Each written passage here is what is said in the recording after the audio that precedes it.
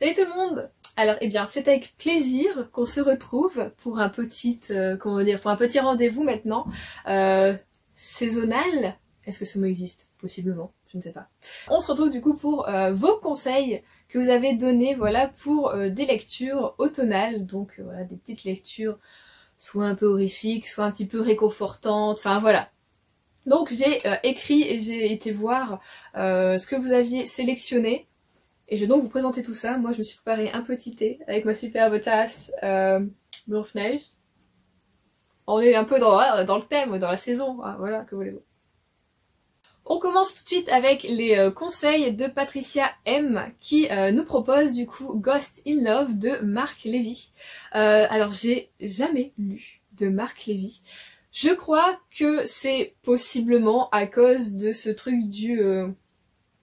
tu vois, il y a beaucoup de production du côté de l'auteur et bon bah t'as pas que des bons avis.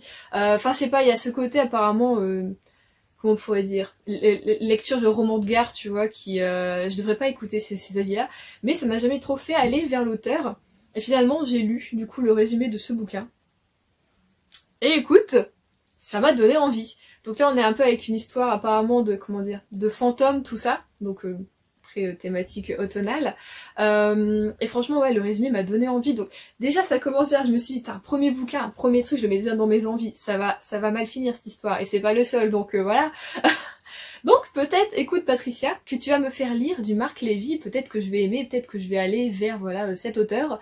Et le pire c'est qu'en fait dans ma belle famille, donc du côté de mon copain, y a pas mal de personnes qui en lisent et qui aiment beaucoup, donc voilà, arrêtons les préjugés, Juliette, arrête les préjugés. Peut-être un Marc Levy, bientôt, on ne sait pas. Comme toujours, vous retrouvez évidemment les résumés des bouquins, les liens voilà que je vous mets en barre d'infos si vous êtes intéressé par les livres. Évidemment, je peux pas vous faire tous les résumés puisque déjà il y en a quand même pas mal, et surtout comme je les ai pas lus, je peux pas non plus tout retenir tout ça, donc voilà, n'hésitez pas à aller cliquer en bas. Ensuite, elle nous propose Comme une tombe de Peter James. Alors là, on est vraiment sur un thriller. Je fais encore cette tête, bah oui, vous savez pourquoi, voilà, j'ai lu le résumé. C'est un gars qui, après voilà, une soirée un peu arrosée, son enterrement de vie de garçon, se retrouve enfermé dans une tombe avec une bouteille de whisky, une lampe de poche, voilà. Et qui au bout d'un moment se dit, bon bah viens pas me chercher, même si je me souviens pas trop de la soirée de la veille. Il y a un hic, je pense, et donc forcément sa fiancée s'inquiète, puisque dans 3 jours c'est le mariage, et elle va donc faire appel à la police et à un enquêteur, voilà, qu'on va suivre et qui va là avoir un petit peu le truc du contre-la-montre au niveau de l'oxygène peut-être dans la tombe, et surtout de la disparition, voilà, du futur époux. Donc je sais pas, le résumé m'a donné beaucoup envie. Peter James, il est très connu voilà, pour ses thrillers, c'est vraiment un suspense.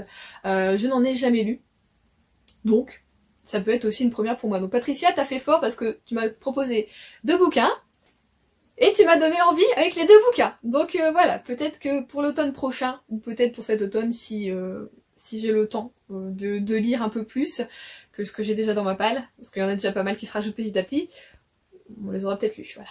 Donc c'est tout pour les conseils de Patricia. Maintenant on passe à Géraldine qui nous a fait une belle liste. Mais ça m'étonne pas de toi. Au moins tu participes, ça c'est cool. Donc là vous aurez de quoi faire, il y a vraiment de tout, de tous les genres, de tout ce que tu veux. Donc c'est génial. Elle propose dans un premier temps Sœur sorcière de Jessica Spotwood.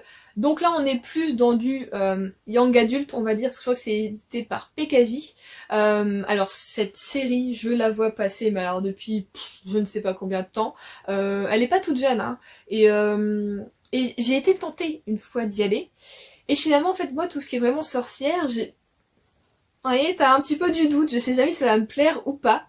J'aime beaucoup quand c'est vraiment plutôt jeunesse, le monde un peu magique, tout ça, ah, voilà. Finalement, j'ai relu le résumé, et ça m'a quand même donné envie de le lire, voilà. Et c'est vrai que, bah, avec les sorcières, tout ça, c'est vraiment la saisonnalité, t'es vraiment dans l'automne, dans le truc du, voilà, un peu Halloween, des trucs comme ça.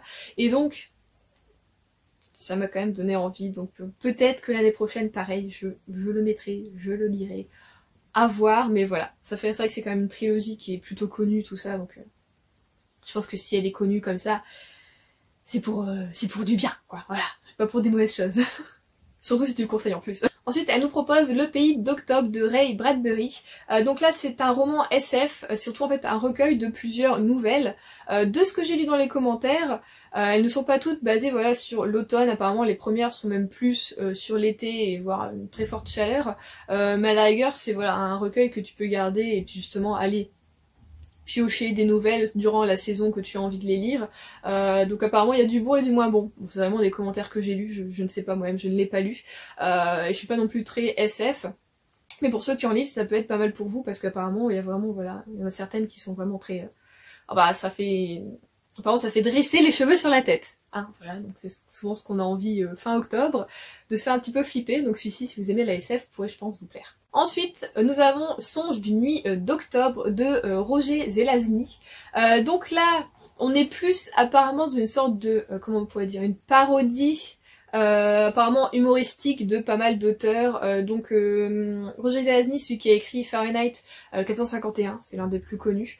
Donc on est plutôt là dans la SF, mais là ça s'éloigne un petit peu du genre et on va reprendre pas mal de justement de personnages assez connus comme je crois qu'il y a le Docteur Frankenstein, il y a par exemple aussi Sherlock Holmes, enfin voilà tous des personnes, plutôt des personnages assez connus on va dire dans le monde fantastique et fantasy.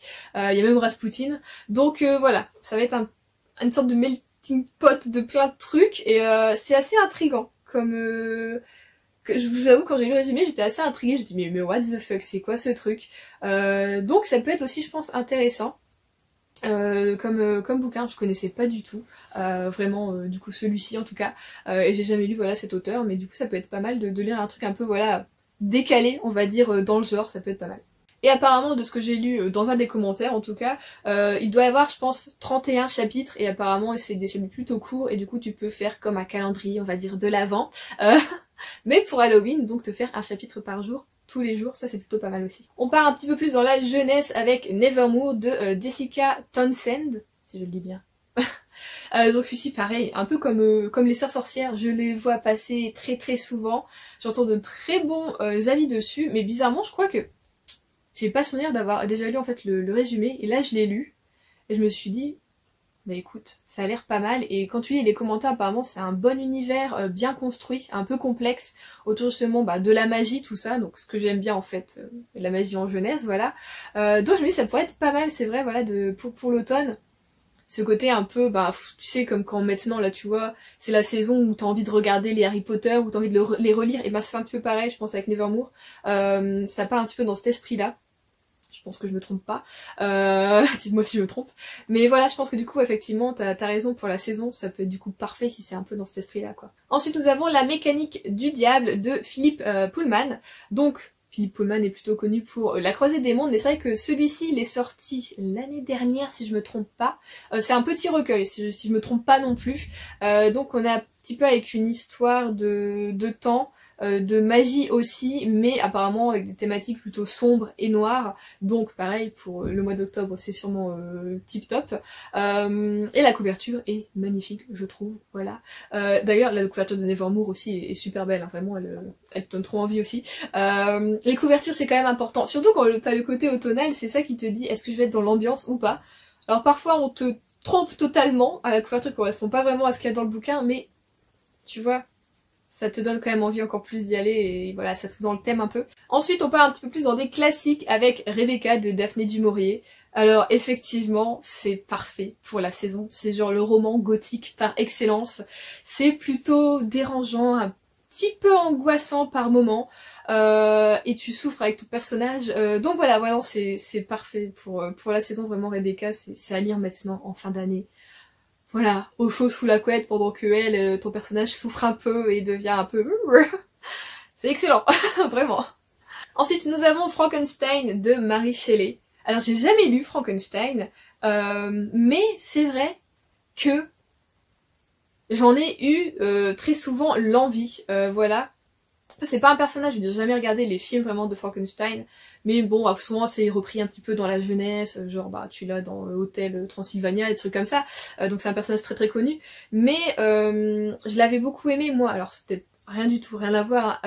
Dans Penny Dreadful, nous avons voilà le personnage justement du docteur Frankenstein et de la créature, qui je trouve est très bien travaillé tout ça, mais c'est vrai que j'aimerais bien du coup lire quand même l'œuvre classique, l'œuvre originale.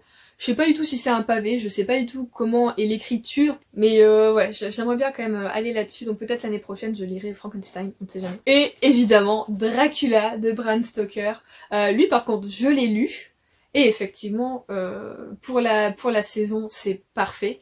Et je pense que c'est peut-être du coup dans la même lignée. En fait, j'avais moi une envie de lire Dracula avant de lire Frankenstein, je crois que c'est pour ça que je l'ai pas encore lu celui-ci. Mais je pense qu'on doit être un petit peu dans la même lignée au niveau des époques, je suis pas sûre, donc peut-être qu'au niveau de l'écriture, ça doit être un petit peu pareil. Bon après, Dracula je l'ai lu en anglais.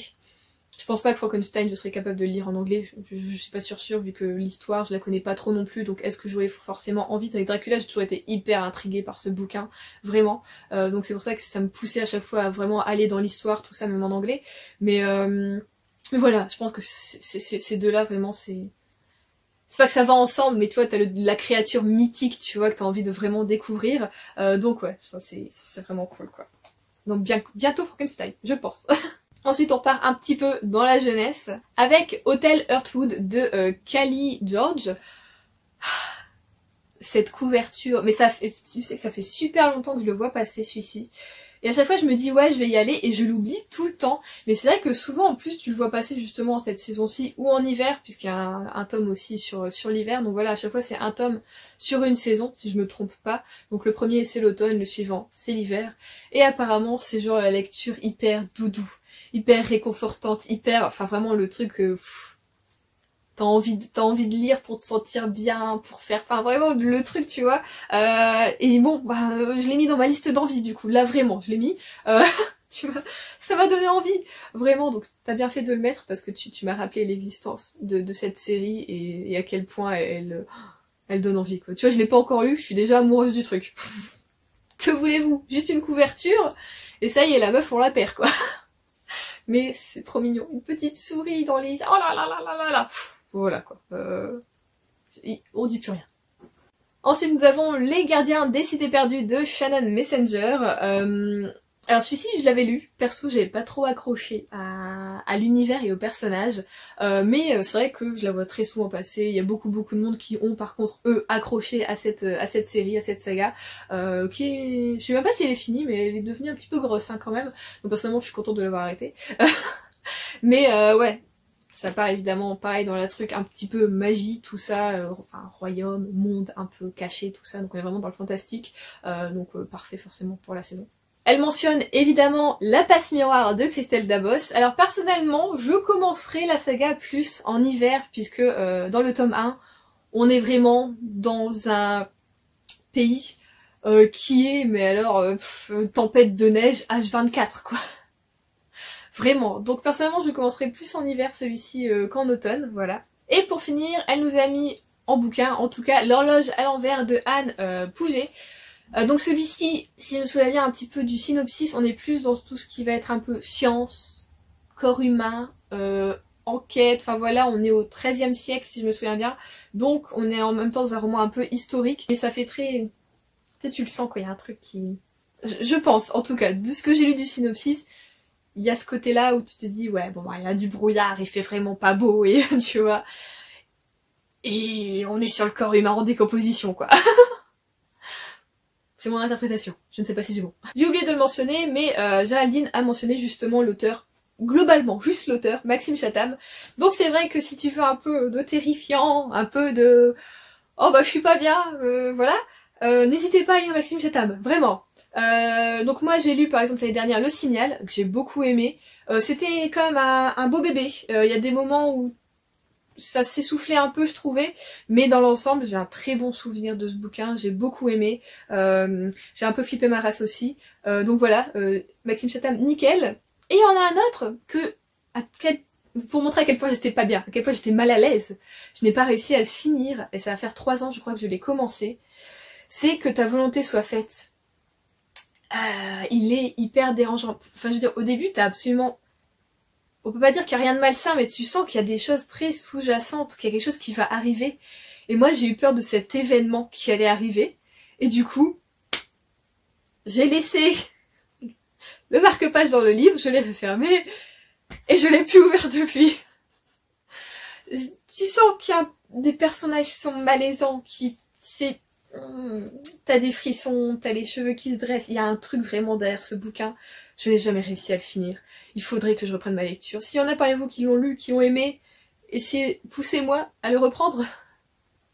Voilà, bon bah je dormirai pas encore une nuit sûrement, mais bon, il faut ce qu'il faut, hein. T'as un bouquin, il faut le lire quand même, merde, tu l'as commencé, pas déconner, en plus Maxime Chatham j'aime beaucoup, donc voilà. Non vraiment, allez-y, essayez de me faire passer la seconde avec ce bouquin, si vous l'avez lu. Donc là, on passe au manga, elle a mentionné, évidemment, minuscule, minuscule, voilà, moi-même j'ai encore le tome 5 là, je sais pas quand je vais le lire, mais très bientôt, voilà, dans ma palle d'automne. Minuscule, c'est un peu, je pense, comme Hotel Heartwood. T'as ce côté où les personnages sont forcément minuscules, tout petits, ils sont tout mignons, dans les arbres, et il y a de l'entraide, et il y a de la cuisine, et il y a de la chaleur, et il y a de la convivialité, il y a tout ce qu'il faut pour la saison, où tu sais que tu vois vraiment l'automne chaleureux au coin du feu avec une bonne boisson, et minuscule à la main, quoi. C'est un petit bonbon cette série, c'est que du bonheur, c'est... Ah, voilà. On peut pas dire plus, c'est tout ce que je peux dire. Sinon la vidéo va durer 1 heure en fait. Ensuite, elle a mentionné créatures fantastiques. Je connaissais pas du tout, mais mon dieu, que ça a l'air incroyable et trop mignon et... il y a un petit peu de magie, il y a des petites créatures fantastiques qui du coup n'existent pas, mais j'ai vu la couverture déjà, avec la couverture, je crois que c'est un futur achat. Je ne te dis pas merci, enfin moi je te dis merci, mon porte-monnaie ne te dit pas merci, mais voilà, c'est pour ça que j'adore faire ces vidéos, enfin je veux dire, vous donner des conseils, moi des trucs forcément je connais pas tout ça, et quand je découvre des trucs comme ça, je me dis mais je fais tellement bien de faire ces vidéos, merci. Vraiment, là je crois qu'on va commencer une nouvelle série de manga, encore une fois. Voilà. Je pense que ça va faire un petit peu, voilà, comme dans la même lignée minuscule, tout ça. Oh là, ça va... Je l'ai pas encore lu, mais tu vois, je suis emballée, ça... Pas possible, hein. On va pas me refaire là-dessus, je pense pas. Ensuite, les carnets d'apothicaire. Alors celui-ci, je l'ai vu passer il y a pas longtemps parce que je crois que c'est le tome 3, si je me trompe pas, qui sort bientôt ou qui est sorti au mois de septembre. Donc je connais pas trop l'histoire, voilà, mais les dessins, la couverture est super belle, à chaque fois je vois les couvertures, je suis là, ça a l'air d'être trop beau. Je sais pas celui-ci s'il me tente vraiment ou pas, est-ce que le sujet, vous voyez, principal va me happer ou pas, je sais pas, faudrait que je le feuillette celui-ci en librairie, mais je pense qu'effectivement il doit être parfait pour l'automne, ouais, rien que les couleurs des couvertures, tu te dis, ouais, je vais être bien quand même, quoi. Et pour finir en manga, le manga, bienvenue dans ma vie, bienvenue dans ma tête, le manga Aria. Pareil, je l'ai vu beaucoup passer celui-ci, mais j'ai jamais été trop vers lui, donc pareil, j'aimerais bien du coup le feuilleter, tu vois, en librairie pour voir ce que ça donne. Et là apparemment on est sur une histoire de la Terre qui a été recouverte à 70 ou 90% par les eaux, donc qui maintenant ne s'appelle plus la Terre mais Aqua. Et donc voilà, apparemment les gens doivent vivre en fait avec cette nouvelle chose, il y a beaucoup de monde qui est forcément a disparu, enfin voilà, apparemment c'est un truc un peu à légèrement beaucoup science-fiction, hein, voilà. Donc c'est tout pour les mangas. Alors en BD tu as suggéré Spirit de Margot Kindhauser, si je dis bien. Je l'avais vu beaucoup passer à sa sortie celle-ci, apparemment ça va être une sorte de chasse aux fantômes, esprit, tout ça, avec un côté un peu justement historique, tout ça. En tout cas la couverture est très jolie. Et également le Festival du Dragonté, qui est donc la suite, je crois, du Cercle du Dragonté, que j'avais lu l'année dernière, je crois, que j'avais beaucoup aimé, et du coup il faut effectivement que je m'achète le Festival du Dragonté. Pareil, ce truc c'est tellement mignon. Voilà quoi, donc celui-ci je vais me l'offrir, je pense quand même très bientôt. Faut que j'aille faire un petit tour en librairie parce qu'il y a des mangas justement et quelques BD de cette saison là qui vont sortir milieu du mois, donc on va bientôt y aller. Il y a une forte chance qu'on revienne avec celle-ci dans le petit sachet. Donc c'est tout pour les conseils de Géraldine, et c'est déjà très très bien. Donc merci à toi d'avoir participé, là t'as vraiment étoffé le truc, la vidéo, donc merci beaucoup. Et on va finir avec Moodstock qui nous propose un bouquin qui est sorti il y a pas très longtemps d'ailleurs, qui est donc Mexican Gothic de Silvia Moreno Garcia. La couverture, elle est trop belle. Je l'ai vu passer celui-ci du coup à sa sortie, il est sorti à peu près 2 mois je crois. Je le voyais passer sur Insta, mais c'est vrai que je regardais pas forcément le synopsis, et en fait ça a l'air un peu flippant. Ça fait légèrement penser du coup à Rebecca, je pense au niveau justement de l'ambiance gothique du truc. Et franchement, ça m'a trop donné envie. J'ai envie de le lire du coup maintenant. Alors, évidemment là, il me faudrait au moins 100 jours pour lire tout ce que j'ai envie de lire juste au mois d'octobre et novembre qui reste là. Donc je pense le garder plutôt pour l'année prochaine, faut que je me le note du coup. Mais vraiment, il a l'air top. Vraiment. Donc là, tu m'as fait aller vers un truc que normalement, tu vois, je laissais passer, je me dis ouais la couverture elle est jolie, mais je regardais pas le synopsis, là je l'ai lu. Ça m'a l'air incroyable. Et ensuite, plus dans le classique, elle propose Mopra, pardon, de George Sand. Ça fait penser d'ailleurs que de George Sand, je voulais lire La Petite Fadette et que je l'ai toujours pas fait. Et je sais pas du coup si en automne ça peut être pas mal. D'après la couverture, je pense que oui. Donc là, on est plus avec une sorte de, comment on pourrait dire, d'histoire d'amour. Mais bon bah comment dire, la jeune dame elle est pas servie quoi niveau mec, j'ai envie de dire. Quand tu lis le synopsis tu te dis what, Kezako, pourquoi, ah bon. Mais quand tu lis les commentaires apparemment c'est une lecture vraiment top. Donc voilà, c'est vrai que George Sand j'ai jamais lu, il faudrait que je lise du George Sand évidemment, c'est une autrice tellement classique, voilà. Mais je pense quand même pour vouloir, moi personnellement, commencer avec La Petite Fadette. Donc voilà, sinon il y a Mopra, qui je le note, mais je suis pas sûre non plus. C'est pas trop ma cam, je pense, niveau histoire, mais à voir. Et un autre grand classique, pour finir, il s'agit des Hauts de Hurlevent de Emily Bront. Je pense qu'effectivement, ouais, c'est une lecture parfaite pour cette saison. C'est donc tout pour vos conseils d'automne, voilà, de cette année. J'espère qu'on va pouvoir réitérer ça pour cet hiver hein, et l'année prochaine aussi. Donc gardez des petites pépites, des petits conseils pour cet hiver, n'hésitez pas. Ça par contre, je vous le demanderai, je pense, fin novembre, comme ça on fera la vidéo début décembre. Ce sera cool, donc je mentionnerai ça dans une vidéo, comme ça vous pouvez noter en commentaire vos petits conseils comme vous l'avez fait là justement. Et on va passer à mes conseils, je vais essayer de me dépêcher parce que là, la vidéo va être très longue. Alors j'ai mis un peu de tout, voilà. J'ai pas voulu mettre non plus des bouquins, on va dire, trop évidents, trop classiques, genre l'épouvanteur, du Harry Potter. Je me suis dit que c'était un peu évident ça de lire en cette saison, hein, voilà. Du coup, je vous ai mis Le Bureau des Affaires Occultes de Éric Foissier chez Albin Michel, donc celui-ci il est sorti cette année. Il était trop bien. Vraiment, donc c'est une série, on est avec, voilà, c'est un roman historique qui se passe à Paris, c'est ça, en 1830, en automne 1830, donc évidemment on est totalement dans l'ambiance, le côté très, tu vois, très historique, ou comme je disais, tu vois, t'as le côté un peu brouillard, un peu froid, un peu bruit, donc tu vois, tu sais, le grand manteau, le chapeau, et tu te dis, il fait pas bon, et il se passe des choses plutôt, voilà, quoi. Non, vraiment, ce bouquin est excellent et j'ai hâte de continuer la série. Je sais pas quand est-ce que sort le tome 2. Mais j'ai hâte, voilà. Donc moi je peux que vous le conseiller pour cet automne. Vraiment top. Je dis que c'est un thriller. C'est un thriller. Ensuite, pour continuer avec les thrillers, je vous propose du coup La Chambre des Morts de Franck Tillier. Donc moi j'ai fait Pocket, j'ai vraiment une vieille édition là. Ça se passe dans le nord de la France, du côté plutôt de Dunkerque, tout ça. Donc c'est ce que j'aime dans cette série vraiment de Lucie et Nebel, c'est que ça se passe où moi j'habite, donc je connais. Voilà. Je connais les trucs, je vois où c'est, tout ça, et ça me fait énormément plaisir. Et en même temps, je me dis, s'il se passait vraiment des choses comme ça dans la région, je n'aimerais pas. Donc là, on est pareil dans une ambiance très sombre, voilà, ça fait un peu dresser les cheveux sur la tête. Franck Tillier, vraiment, il s'est manié le côté, oh bah, je vais te faire flipper, meuf, je vais te faire flipper. Tu vas pas dormir cette nuit.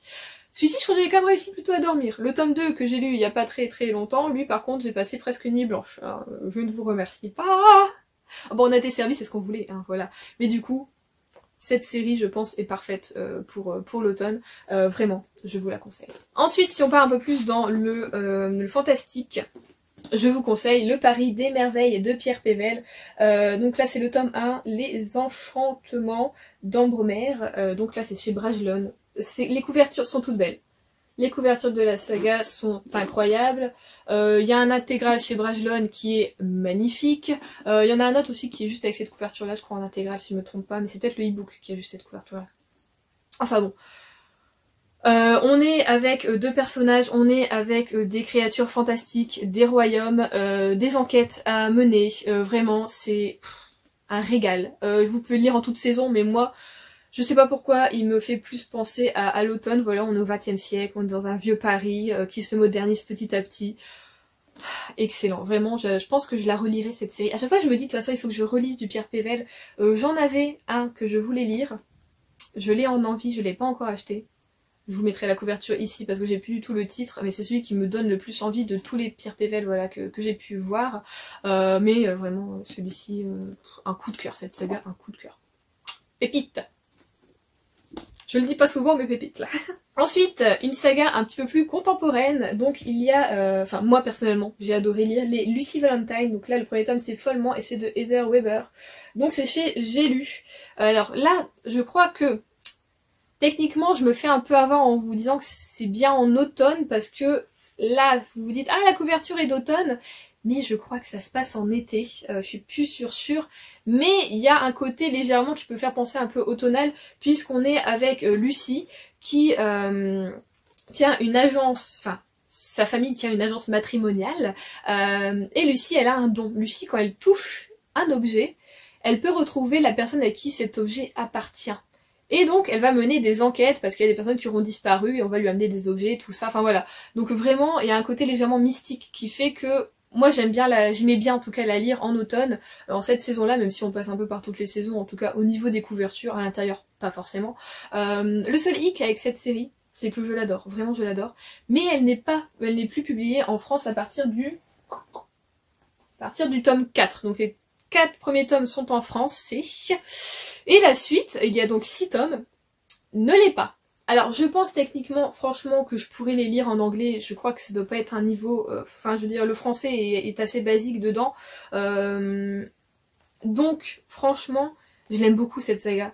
Je me dis que si d'ici un an vraiment, J'ai lu ne me publie vraiment pas le tome 5, je pense que je devrais aller vraiment vers l'anglais pour continuer cette saga parce que je l'aime terriblement. De toute façon il reste que 2 tomes, donc c'est ça qui est quand même dommage avec J'ai lu, avec d'autres maisons d'édition aussi, c'est qu'ils ont tendance à soit reprendre un truc et refaire les couvertures et te refaire le format et nanana, soit à arrêter de publier une série comme ça d'un coup, alors qu'il te reste que 2 tomes, des fois même juste 1 tome et tu peux pas finir ta saga, donc ça c'est un peu dommage, mais vraiment voilà, cette saga elle est tip top, vraiment. Et pour finir en bouquin, je voulais vous mettre Souvenir de Marnie, c'est de Joanne G. Robinson, et c'est chez Monsieur Toussaint l'Aventure.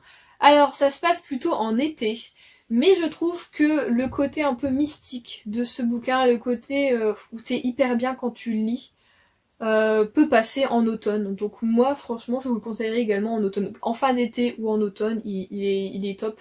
Pareil, ça a été une lecture coup de cœur, bouquin incroyable. Voilà, je comprends pourquoi c'est l'un des favoris, voilà, des bouquins favoris de Miyazaki. Il est assez incroyable et enfin voilà, Souvenir de Marnie, excellent. Excellent. Uno pépite. Ça y est, elle est partie avec ses pépitas. Bon bah en manga, je dirais comme Géraldine, je vous conseille minuscule. Voilà, évidemment, minuscule. Et personnellement, j'aime lire voilà, en fin d'année les Degreyman. Donc c'est de Katsura Oshino et c'est chez Glénat. On est avec des exorcistes. On est... Alors il n'y a pas tellement le siècle, mais... Je dirais qu'on est entre le 18e et le 19e siècle, peut-être plus, ouais, début 19e. Et voilà, on chasse des démons, des akumas, on a vraiment un côté très froid, très voilà, il y a des chauves-souris, tout ça. Donc au niveau du dessin, enfin vraiment, j'adore. Moi c'est vraiment un truc que j'adore lire en fin d'année. Donc voilà, pour l'automne, moi je vous conseille, voilà, Degreyman si vous n'avez pas commencé cette saga. Bon, elle est pas finie, pour le moment on est à 27 tomes si je me trompe pas, mais je crois que ce sera une 30aine maximum. Voilà, mais foncez si vous aimez voilà les shonen avec des belles évolutions de personnages. Elle est top cette saga, tip top. Ensuite niveau comics, j'avais commencé il y a 2-3 ans je crois. Freaks Squill, un petit peu dur à dire, de Florent Maudou. C'est un comics en fait où on va suivre des personnages plutôt fantastiques qui vont dans une école pour les gens qui ont des pouvoirs, voilà, et qui vont se former. Alors c'était pour se former pour... Voilà, c'était pour se former pour devenir des héros. Alors nous on va suivre cette petite bande de ce petit trio, légèrement bras cassés. Mais c'est très drôle tout ça, et à chaque fois c'est vrai que je veux reprendre le tome 2. J'aimerais en fait les trouver en occasion. Mais c'est plutôt compliqué parce qu'on est quand même à 15,90€ le comics. Après c'est quand même un beau bébé, hein, voilà, des fois t'as des BD au même prix qui sont beaucoup plus fines. Mais je vais essayer quand même voilà de tenter de trouver le tome 2 en occasion, sinon je pense voilà, continuer la série bien en neuf et m'acheter un tome tous les ans. C'est pas non plus hyper onéreux, voilà, et j'ai beaucoup aimé, donc vraiment le thème un peu super-héros, on est avec des créatures voilà un petit peu fantastiques mais en mode justement un petit peu glauque tout ça, donc je trouve que c'est parfait pour la saison, vraiment Freaks Squill. Vous pouvez y aller si vous aimez ça. Et après côté BD un peu plus jeunesse, je trouve parfait pour la saison personnellement. Les enquêtes d'Enola Holmes de Selena Blasco et c'est chez Jungle. De toute façon moi cette BD là je me la garde toujours en fait pour la fin d'année. Ou alors au pire vraiment début d'année si je les ai demandés pour décembre, pour Noël. Donc je les lis jusqu'en janvier-février. Mais où toi t'as le côté un petit peu automnal, un petit peu froid, un petit peu voilà. Même si on est sur des couleurs très chaleureuses, ce qui justement compense je trouve avec le côté un peu extérieur qui devient un petit peu terne tout ça. Bon parce que moi l'automne chez moi c'est pas, ça devient pas orange, rouge, ah les feuilles tombent, non c'est genre c'est vert, ça devient marron et ça tombe. Voilà, donc moi j'ai besoin de couleurs, j'ai besoin de violet, de orange, de jaune, de tons vraiment très très chaleureux, très voilà, ensoleillé. Et je trouve que cette BD est parfaite voilà pour la saison. Moi j'aime mener des petites enquêtes en automne et en hiver, donc la petite enquête d'Enola Holmes là c'est aux petits oignons. Et pour finir, on reste un petit peu dans la magie, tout ça. Évidemment, Sorceline, bah oui. Donc là c'est de Sylvia Douillet et de Paola Antista et c'est chez Vent d'Ouest. Sorceline, incroyable. Pareil, on va être dans une... C'est pas vraiment une école, est-ce qu'on pourrait dire une école? Où les jeunes en fait vont apprendre à s'occuper de créatures fantastiques. Donc voilà, on est vraiment dans une forêt peuplée d'animaux fantastiques et on va avoir nos personnages qui sont des jeunes adolescents, voilà, autour, qui vont vivre là-dedans dans une vieille maison avec un professeur et son assistante. Et voilà, on a un côté très, comment dire, très automnal, très presque hivernal même, et des dessins plutôt pas mal. Enfin voilà, vraiment, Sorceline, moi j'adore. Le tome 4 sort d'ailleurs le 15 octobre, et c'est à cause de lui que je vais aller en librairie faire un petit tour, et c'est à cause de lui que du coup je vais sûrement acheter certains de vos conseils. Voilà, BD, manga, livres... On ne se refait pas, voilà, mais Sorceline, excellent pour la saison, vraiment. Donc, on a fini cette vidéo conseil automnal, j'espère que ça vous aura plu. Moi, comme d'hab, j'ai passé un super bon moment juste à préparer déjà la vidéo, à lire les synopsis, à voir les petites couvertures, à voir vos conseils. Donc, merci à toutes celles, ouais, vous êtes que des filles, à toutes celles qui ont participé, voilà, grâce à vous, cette vidéo aura eu lieu, merci beaucoup. Je vous fais des gros bisous, je vous souhaite de bonnes lectures, et je vous dis à la semaine prochaine.